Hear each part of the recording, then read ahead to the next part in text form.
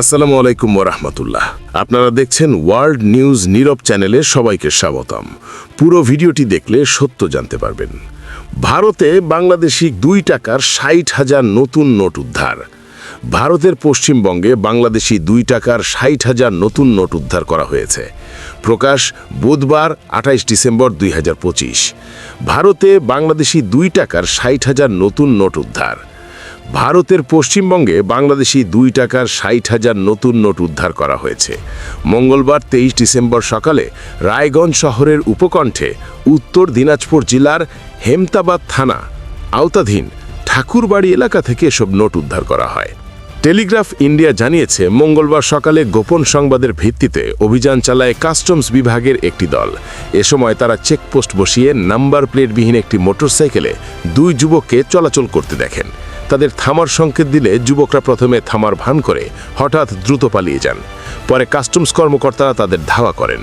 এ সময় বাংলাদেশি মুদ্রার নোট ছুঁড়ে ফেলে তারা পালিয়ে যেতে সক্ষম হয়। পরে কাস্টমস কর্তৃপক্ষ 2 টাকার মোট 60,000 নতুন নোট উদ্ধার করে। প্রাথমিক তদন্তে জানা গেছে, উদ্ধারকৃত নোটগুলো সম্পূর্ণ নতুন এবং আগে কখনো ব্যবহার করা হয়নি। বাংলাদেশে এত বিপুল সংখ্যক 2 টাকার নোট কিভাবে ভারতে এলো, ওই বিষয়ে এখনও নিশ্চিত কোনো তথ্য পাওয়া যায়নি। বাংলাদেশ আইনমন্ত্রী সরকার বলেছে, এই বিষয়টি কঠোরভাবে খুঁটিয়ে দেখবে বাংলাদেশ সরকার জানিয়েছেন, এবং ভবিষ্যতে যেন বাংলাদেশের নোট অন্য কোনো দেশে না যায় সেদিকেও আমাদেরকে কঠোর নজরদারি রাখতে হবে।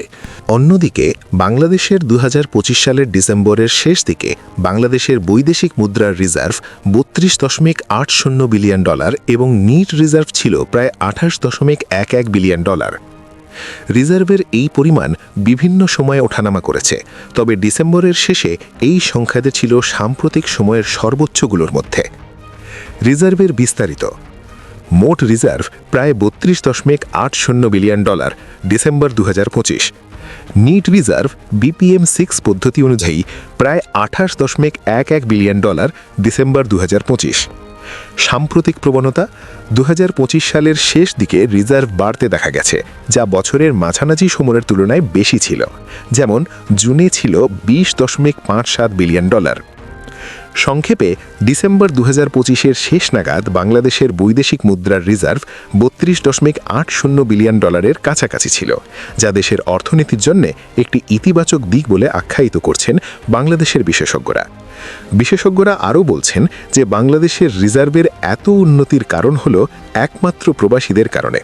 বাংলাদেশের প্রবাসীদের কারণে বাংলাদেশ টিকে রয়েছে, তাই এয়ারপোর্টে প্রবাসীদের জন্য সুব্যবস্থা করতে হবে সরকারের। ভিডিওটা ভালো লাগলে প্লিজ লাইক, কমেন্ট, শেয়ার করে দেবেন প্লিজ। এতক্ষণ আমাদের সাথে থাকার জন্য ধন্যবাদ। আল্লাহ হাফেজ।